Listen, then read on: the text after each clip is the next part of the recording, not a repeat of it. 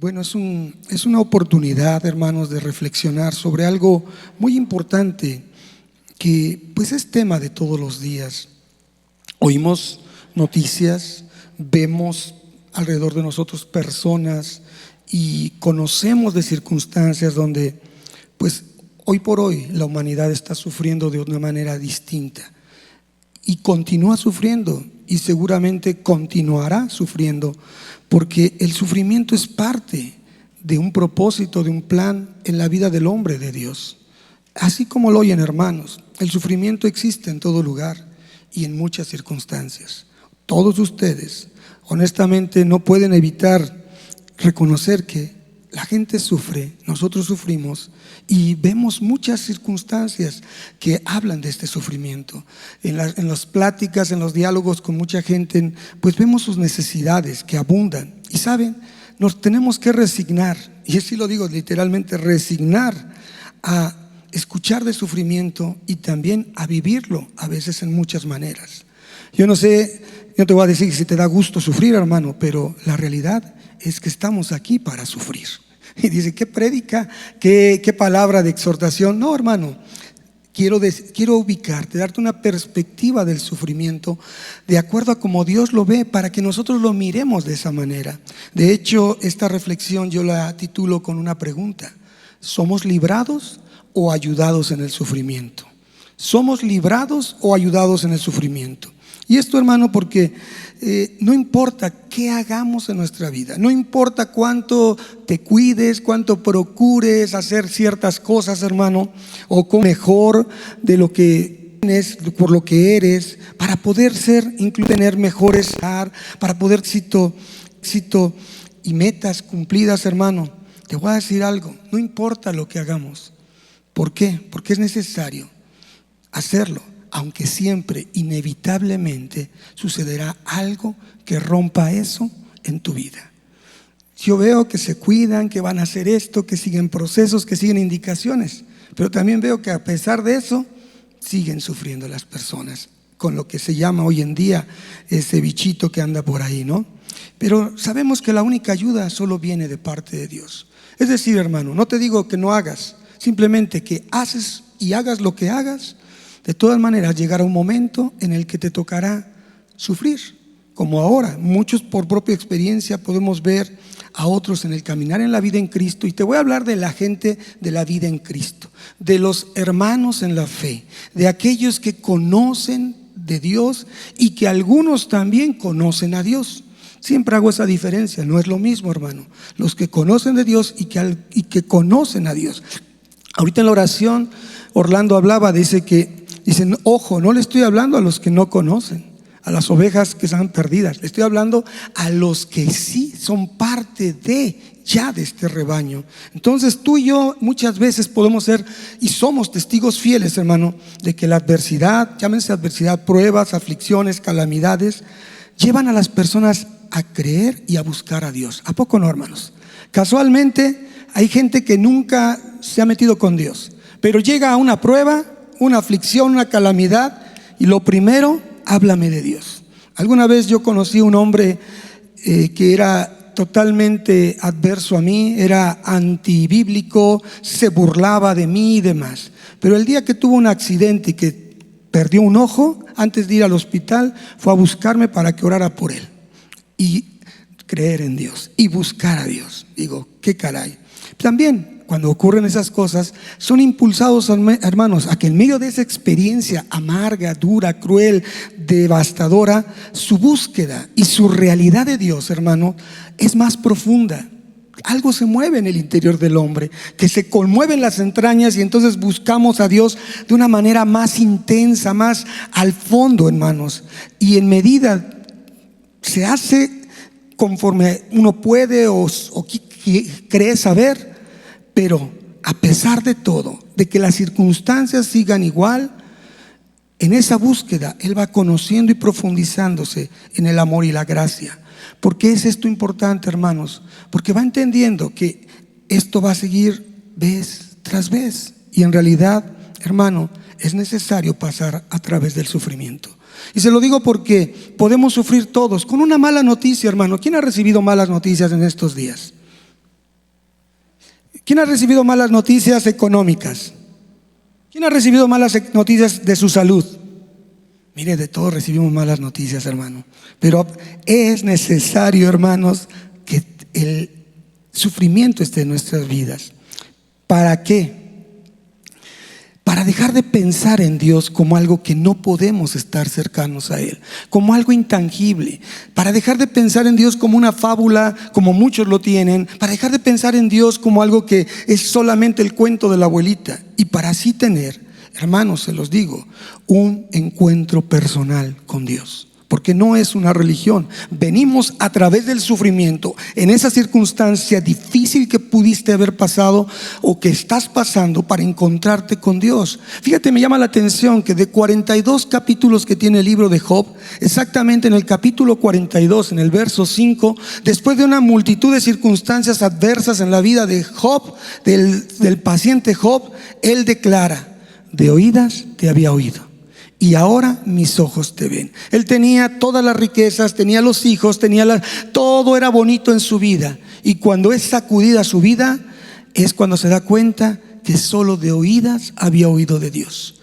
Y ahora, en el sufrimiento, durante el sufrimiento y tal vez después de una etapa de sufrimiento, porque nada garantiza ni nos dice la Biblia que él ya no volvió a sufrir, él dijo: ahora mis ojos te ven.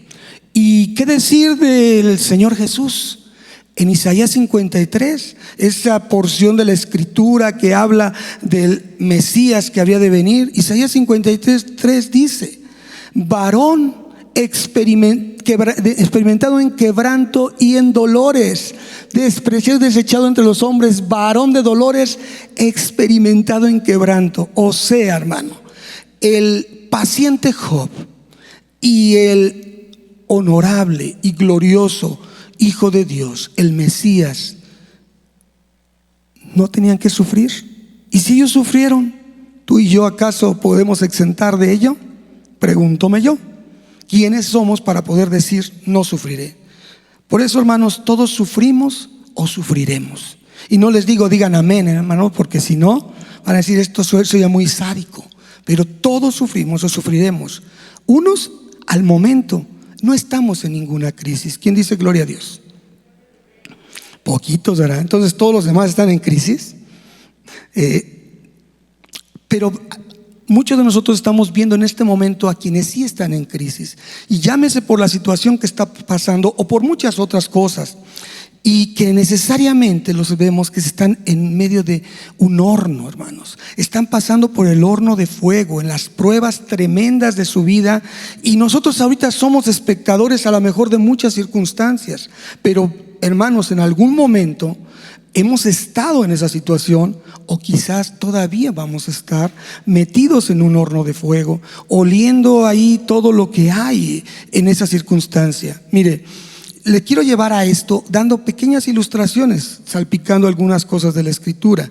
El libro de Daniel, capítulo 3, nos habla de una situación muy particular. Son 30 versículos, hermanos, que nos hablan del impacto de la prueba, pero caminando con Dios. Y entonces es un impacto glorioso. Daniel capítulo 3, en sus 30 versos, nos habla de que Nabucodonosor era el gobernador, el rey, el emperador de Babilonia, y él decide a aquellos que están en su territorio obligarlos a adorar una estatua que él mandó hacer de casi 30 metros de altura, para que se postraran y reconocieran que así debía de ser. Había ahí hombres que habían sido cautivos de Israel y puestos ahí, Daniel y sus amigos, Sadrach, Mesach y Abednego. Y ellos, nada más habla de 3, que decían aquellos malvados: estos judíos no van a hacer lo que tú dices, no van a honrar esa estatua. Y tal cual como lo dijeron, lo pensaron, así fue. Cuando ellos les tocó el momento de ser presentados y decirles que tienen que arrodillar ante esa estatua, dijeron: no lo haremos. Pero en el verso 6, no sé si me ayudan, Daniel 3:6 dice que a todo aquel que no se postrara, que todo aquel que no adore, inmediatamente será echado dentro de un horno de fuego. Bueno, esto es lo que dice, es todo en esos 30 versos. Pero la experiencia que sacamos de esto, que tiene que ver con lo que hablamos acerca del sufrimiento, es que 3 hombres entraron dentro del horno. Eso dice la Escritura. A caminar a través del dolor y del sufrimiento, porque ese era el plan que el enemigo tenía para tratar de desvirtuarlos en su fe. Pero lo hacían con Dios. Fíjate la diferencia. Sufrían, andaban en la adversidad de esa decisión que habían tomado de no deshonrar a Dios, pero lo hacían con Dios. Y en ese momento ocurre un milagro. Los que estaban fuera veían caminar no a 3, sino veían a 4. Esto es glorioso, hermanos, porque lo hacían con Dios. Aquellos 3 habían confiado en Dios y estaban caminando con Dios, y por esa razón no fueron consumidos, hermano. Por esa razón ellos estaban seguros, porque ese 4.º hombre, ¿sabes quién era? Era Jesús. El Jesús que estábamos cantando ahorita, el buen pastor, el que la vida da por sus ovejas. Era Jesús, el Hijo de Dios, el que verdaderamente sabe más que nadie de pruebas y aflicciones, porque Él iba a pasar, hermanos, estaba destinado para entrar a un horno de fuego mucho más ardiente, a un horno de fuego infinitamente peor en sufrimiento. Iba a estar alejado de la mirada del Padre y fuera de su presencia por hacerse pecado, cargando el pecado de toda la humanidad. Imagínense ese horno de fuego por el que tuvo que pasar el Hijo de Dios, Jesucristo. Entonces vemos que es Dios, pero siendo Dios experimentó el sufrimiento. El Padre sufrió por ver a su Hijo sufrir. El Hijo sufrió por ver que la mirada del Padre se retiraba de Él. Experimentó dolor en el fuego de la prueba, igual que tú y que yo. Y vuelvo a preguntar, entonces, ¿cómo es que quisiéramos, perdón que lo diga así, ilusos humanos, no querer sufrir? ¿Cómo quisiéramos que pasaran las pruebas, que no nos tocara nada a nosotros? Hermano, te lo digo con toda honestidad, debemos sufrir, pero Dios está con nosotros. Dios, en su amor y comprensión, está en medio de nuestra angustia, hermano. Y te lo voy a decir, se introduce en el horno de tu aflicción. Él está dentro caminando contigo. ¿Cuántos lo creen, hermano? Podrás estar en la peor condición, en el fuego más ardiente que esté ahí quemando, pero, hermano, Dios está contigo para que tú puedas mirar hacia Él. Y esto de mirar es, deténlo ahí, reténlo en tu corazón. Lo mires en medio del fuego y la aflicción, y tengas la convicción de que no vas a ser consumido. Si acaso lo único que pasa cuando un hijo de Dios entra en un horno de fuego, en pruebas, lo único que se consumen son las ataduras en tu alma, porque sirve para que tú experimentes la gracia, el favor, el amor de Dios, y para ser transformados a su imagen y su semejanza. Para eso sirve el sufrimiento, hermano. Y vuelvo a repetir, no te voy a decir di gloria a Dios por ello, ni digas amén, porque esto va a surgir de lo profundo de tu ser cuando tengas la convicción de que el sufrimiento ayuda a crecer en la fe. Ya lo dijo alguien. Gloria a Dios. El sufrimiento nos va a ayudar. Denle un aplauso al Señor si se lo merece. El que diga el sufrimiento que he pasado, que estoy pasando y que voy a pasar, me ayuda a crecer en la fe, honre a Dios, porque es de Él y es para Él. Así que Jesús, hermano, ese 4.º hombre que estaba en el horno, va a estar siempre para ayudarte, para ayudarnos a cada uno de nosotros en nuestros problemas, en esas aflicciones, en ese sufrimiento, en esa adversidad, en esa situación que tú dices, ¿qué pasa?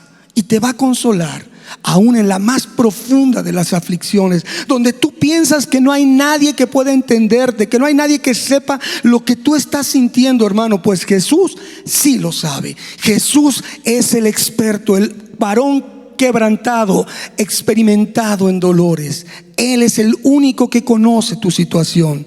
Pero, hermano, si tú ya estás conmigo, entonces ya conoces la siguiente parte de lo que voy a hablar. La realidad de lo que dice tu escritura y mi escritura. Y te voy a pedir que vayas al Salmos 34, en el cual vamos a estarnos moviendo un poquito. La escritura, hermano, te puedo adelantar, la escritura no dice algo. La escritura no dice que seremos librados de la aflicción. La escritura dice que seremos ayudados en la aflicción. ¿Me explico? La Escritura no dice que nos va a librar, es decir, que nos va a hacer pasar sin aflicción, sin sufrimiento. No, la Escritura dice que nos va a ayudar cuando estemos en el sufrimiento. Y mira, dice el Salmo 34, versos 1 al 3. A mí me encanta este salmo y me gusta, y no porque sea, como dicen esas personas que les gusta sufrir, masoquista, no, pero me encanta confrontarme con la realidad.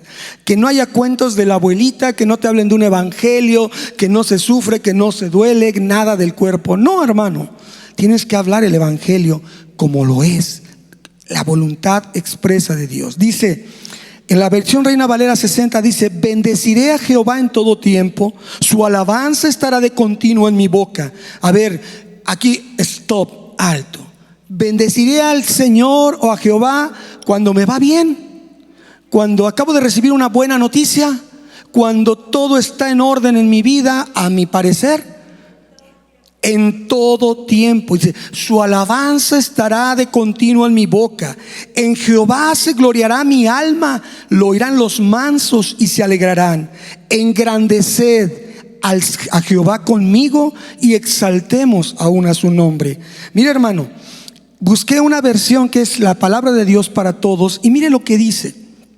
Los mismos versos 1 al 3, vélos en tu Biblia, pero escucha, dice: bendigo al Señor todo el tiempo. La versión anterior dice en todo el tiempo, en todo tiempo, dice todo el tiempo. En mis labios siempre hay una alabanza para Él. Y si lo bendecimos en cualquier situación de nuestra vida, ¿para qué lo bendecimos? Para estar alabándolo. Siempre debe haber una alabanza para Él. Y si no te sabes ninguna alabanza, y si no te sale una oración fluida como la que decía Orlando, simplemente un gracias, gracias.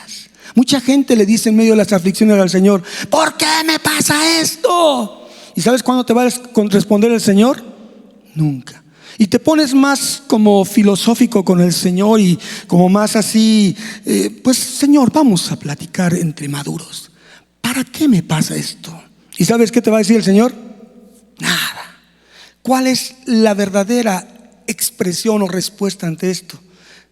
Gracias. No sé por qué, ni sé para qué, pero gracias. Y te quitas de problemas, hermano. Y mira, se te resbala todo y cargas menos problemas en tu vida. Entonces, hermano, dice: mi alma alaba al Señor. El otro decía: en Jehová se gloriará mi alma. Pero dice: mi alma alaba al Señor. Y el Salmo 103 no nos dice: alaba a Jehová, alaba, alma mía, alaba al Señor, porque Él nunca te ha dejado, Él te ha rescatado. Hermano, esto es otra manera de reprogramar nuestra alma para ubicarla donde debe de estar parada. Dice: todos ustedes, los que están tristes, bueno, todos nosotros, dice el Señor, todos ustedes, me incluyo a mí, los que están tristes, escuchen mi alabanza y alégrense. Honren al Señor conmigo, exaltemos todo su nombre. Y mire, curioso, este salmo habla de aflicciones, pero me encanta que inicia con alabanza y bendición. Es un salmo de 8 salmos que hablan de las peripecias de David siendo perseguido por Saúl, hermano. Lo cual me habla a mí, mire, y se los voy a decir en orden cronológico, aunque parezca que no tiene orden. El Salmo 7, el Salmo 59, el Salmo 56, el Salmo 34 que nos ocupa, el 52, el 57, el 142 y el 54. Aunque están salteados, son en el orden cronológico de acuerdo a los eventos que sucedieron en la vida de David, que hicieron que surgiera un salmo en el cual él expresaba el sufrimiento. Y para que surja este Salmo 34, por ejemplo, como un ejemplo, que ustedes se quedan en la tarea de ver los otros 7, todo lo que pasa en el Salmo 34 surge de lo que se narra en primer libro de Samuel, capítulo 21, versos 10 al 15. Y esto es interesante porque en ese capítulo habla de que en una de las persecuciones la situación de David era tan complicada que se decidió meterse al campamento filisteo. Y el rey Aquis ahí pues dijo: ¿y para qué me traen a este tipo que es parte de los que nos han hecho daño? Los odiamos, este mató a Goliat. Y entonces, ¿saben qué hizo David para poder pasar inadvertido? ¿Qué dijo? La persecución de Saúl, se hizo el loco que babeaba. pasó sufrimiento, siendo escarnio ahí. Bueno, aquí están los versos, ustedes ya los verán para no quedarnos, del 10 al 15. Ese es el contexto. Él tuvo que hacerse loco y sufrir siendo vituperado como un loco desquiciado que andaba babeando todo el tiempo, oliendo feo, para poder resguardarse de la persecución de Saúl. Es decir, mire hermanos, si estoy hablando de 8 salmos que hablan de este tipo de aflicciones, quiere decir que David nunca dejó de tener aflicciones. Y hermanos, ciertamente David desde que nació dice: en pecado me concibió mi madre. Y después era un hombre despreciado por allá, el hijo que menos importaba. Y después todo el mundo no creía que era el rey. Y finalmente su vida, aún con sus propios hijos, por sus decisiones, siguió en aflicción y sufrimiento. Porque recuerden, Dios perdona nuestros pecados, pero las consecuencias de nuestras decisiones nos van a perseguir hasta que aprendamos de lo que hicimos. ¿Quién dice amén? Ahí sí les digo, ¿quién dice amén? Porque es hacernos responsables de ello. Por eso, hermanos, en este Salmo 34 vemos que Dios está en la inspiración de este Salmo. Ciertamente se le adjudica, se le acredita a David, pero Dios es el que inspiró a que se escribiera, y por tanto todo lo que sucede en él bien va a poder ser aplicado en todas y a cada una de las adversidades, angustias y aflicciones de la vida de cada uno de nosotros, en todas las crisis.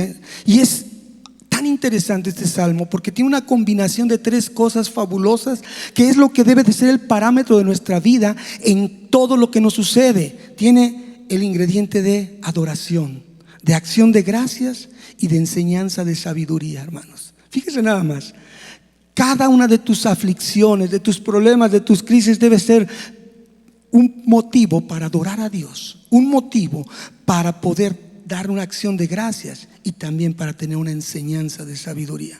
Si tú traduces tu sufrimiento de esta manera, cada sufrimiento que venga a tu vida vas a tener una forma de amortiguar y ver que Dios está ahí, como el cuarto hombre estaba en el horno de fuego. Este salmo, como te decía, inicia con una decisión, una firme decisión de alabar y adorar a Dios. Como dice el salmo: bendeciré al Señor en todo tiempo. Y yo te pregunto, ¿cuál es tu prioridad en medio de la aflicción? ¿Bendices a Dios? ¿Bendecimos a Dios cuando empieza la aflicción? ¿O es de lo menos que nos acordamos? Señor, aquí te quedas sentadito, por favor, pero me dejas a mí resolver estas cosas a mi manera. ¿No es así, hermanos? ¿Cuál es tu prioridad en medio de la aflicción? Tú decides. Si conoces quién es tu Dios, vas a confiar en Él, o vas a permitir que esas muchas aflicciones te abrumen y las termines adorando en lugar de Dios. Es decir, haciéndole un altar a tu desgracia. ¡Ay, cuánto sufro! Nadie como yo. Dios, soy el guerrero que le das tus peores batallas. Qué bonito soy eso, ¿no? Las peores batallas se las da a sus peores guerreros, a sus mejores guerreros. Hermanos, nada. Ahí lo único que debes de hacer, hermano, el antídoto ante eso es expresarle con tu boca, como dice el Salmo, siempre adoración a Dios. Ubícate, adoración a Dios. Exprésale con tu boca, dice, con mis labios en todo tiempo, dice, su alabanza estará de continuo en mi boca. Hermano, nosotros fuimos seres creados para adorar a Dios. Y no nos dijo el Señor, o no hay en la Escritura algo, dice, fuiste creado para que me adoraras cuando te va bien, pero cuando te va mal, maldíceme, ¿no? No le decía la esposa de Job a él: maldice a Señor, te está yendo de la patada y nos estás llevando entre las patas. Ay, esas mujeres. Eso me contaron. No es solamente se me ocurrió.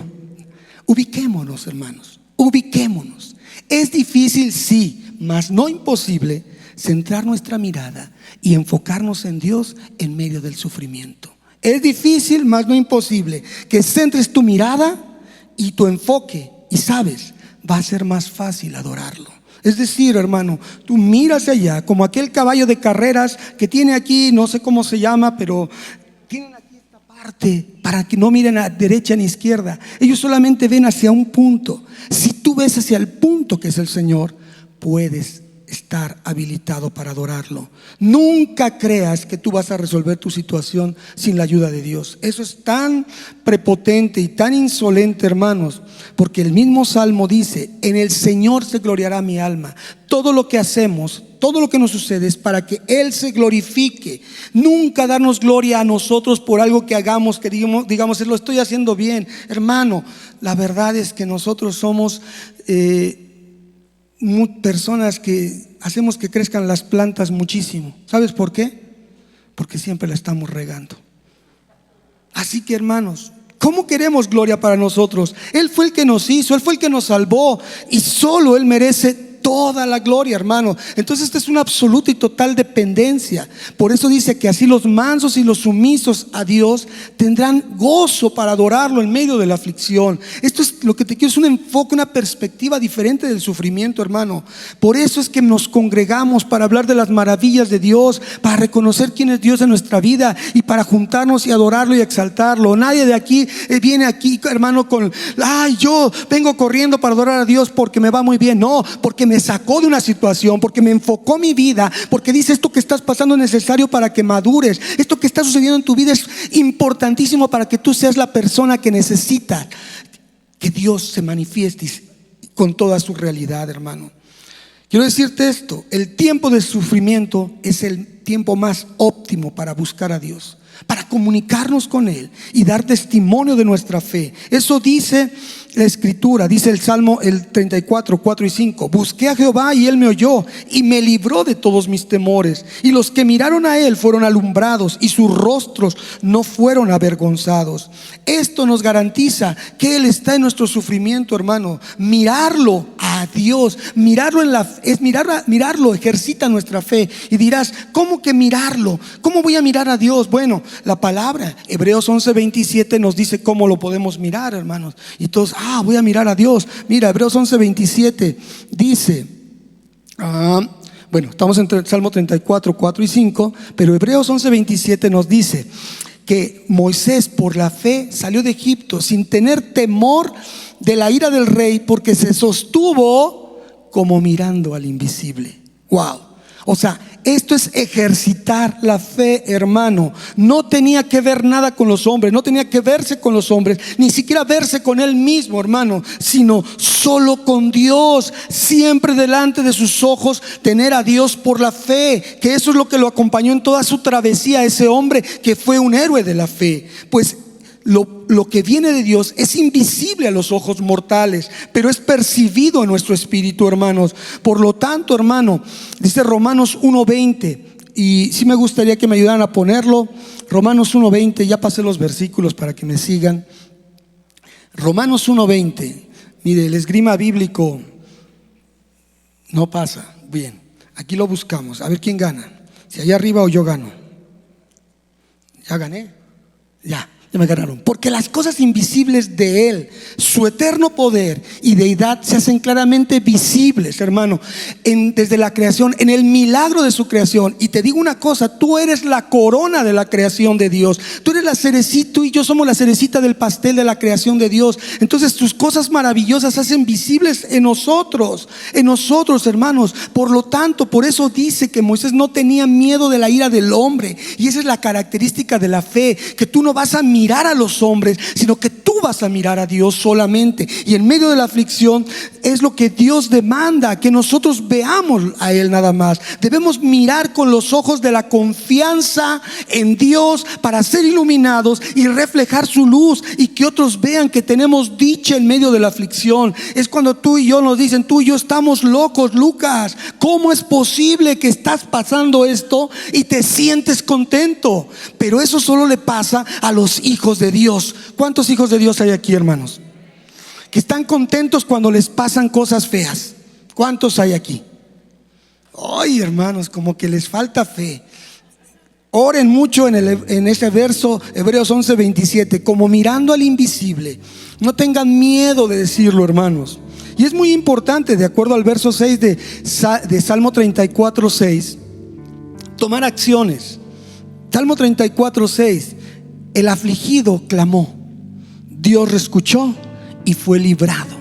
no dice que le quitó la aflicción, fue librado. Este pobre clamó, le oyó Jehová y lo libró de todas sus angustias. Pero ojo, hermano, la gente, sabes, vive angustiada, la gente vive afanada, la gente vive pero mal, con temores infundados, porque la angustia es un temor morboso de un monstruo imaginario, algo que ni siquiera sabes que existe, ni cómo existe, ni de qué se trata, pero ya le tienes miedo, hermano. Esa es la angustia, preocuparte de cosas que ni siquiera tienes la menor idea de lo que va a pasar. Por eso la liberación de estas angustias viene con el clamor a Dios. O sea, Señor, ven lo que estoy. Antes de que me asalten en mi pensamiento ideas absurdas, clamo a ti con toda humildad, con súplica y con ruego, para que entonces podamos ver que todos los que temen a Dios y confían en Él, a pesar de no verlo, Él está con nosotros. Y sabes, a pesar de no ver lo que uno desea, la respuesta como uno quiere que sea, debemos confiar, pues Dios está actuando de una manera personal, única y auténtica contigo. Él no repite nada de lo que ha hecho con otras personas. Contigo hace las cosas porque a sus ojos eres especial, a sus ojos eres auténticamente el único que existe como tú, y por eso le interesas demasiado. Así que, hermano, como dice el verso 18, Cristo está cercano a cada uno de nosotros y nos defiende. En medio del sufrimiento y la aflicción, quiero terminar ya con esto, debemos ser sensibles, perceptivos y receptivos, pues Dios nos está exhortando a dar constancia de nuestra fe. En el verso 8 al 10 del Salmo 34, Él nos está llamando a ser hasta atrevidos, porque nos dice: prueben y vean. Verso 8 del Salmo 34, 8 dice, a la letra dice esto, hermanos. Salmo 34, 8 dice: gusten y vean que es bueno Jehová, prueben y vean que es bueno Jehová, dichoso el que confía en Él.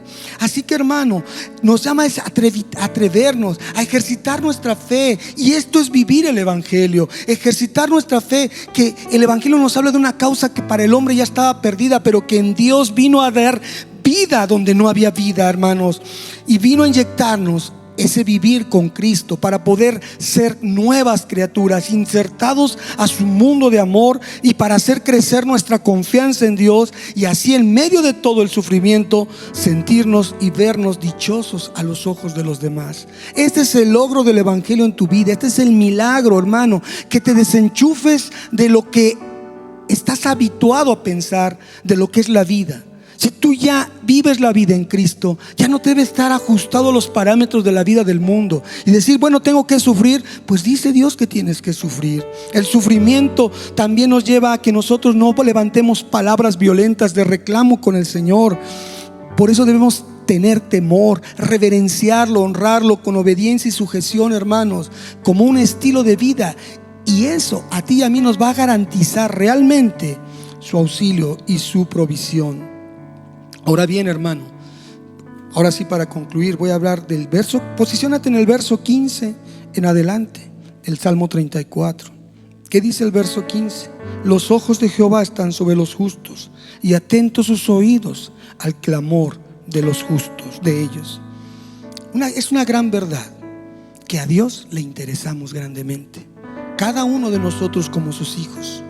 Y sabes, por eso Él ve lo que te sucede, lo que me sucede, y nos escucha cuando oramos. Esa es una realidad. Él ve lo que estamos pasando y nos escucha cuando clamamos a Él. Por eso Romanos 8:28 dice que los que le aman, a los que son llamados, Él nos muestra todo su bien al intervenir en nuestras vidas. Nos muestra todo su bien al intervenir en nuestras vidas, hermanos. Y lo hace porque sabe cuidarnos, y Él lo hace bien. Del verso 17 al 18, este salmo yo te voy a invitar que lo escudriñes. Dice: claman los justos y Jehová oye y los libra de todas sus angustias, y cercano está Jehová a los quebrantados de corazón. Al que es justificado por Cristo, al que es colocado en una posición correcta delante del Padre por su sacrificio redentor, Cristo lo hace cercano, y más cuando tiene un corazón quebrantado, un espíritu contrito y una genuina actitud de arrepentimiento, lo cual certifica su conversión como un verdadero discípulo. Y estoy hablando cosas muy profundas. No todos son discípulos. Aquí es donde se diferencia cómo evalúan el sufrimiento en sus vidas. Eso es lo que nos permite medir qué tanto hemos avanzado en la fe. Y el verso 19, con este cierro, hermanos, que dice a la letra: muchas son las aflicciones del justo, pero de todas ellas le librará Jehová. Hermano, esta es la sentencia final.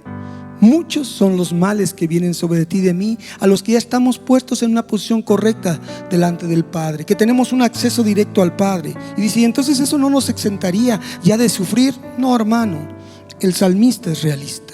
Ahora sí, el salmista es realista. Dios promete librarnos del sufrimiento, pero no promete que no habrá sufrimiento, sino muchas aflicciones.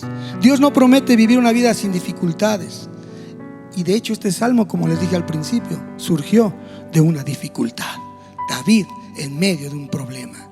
Pero las dificultades y el sufrimiento siempre van a ser oportunidades para manifestarse, para que se manifieste la fidelidad y el poder de Dios en tu vida y en mi vida. Dios va más allá del sufrimiento, hermano, créelo.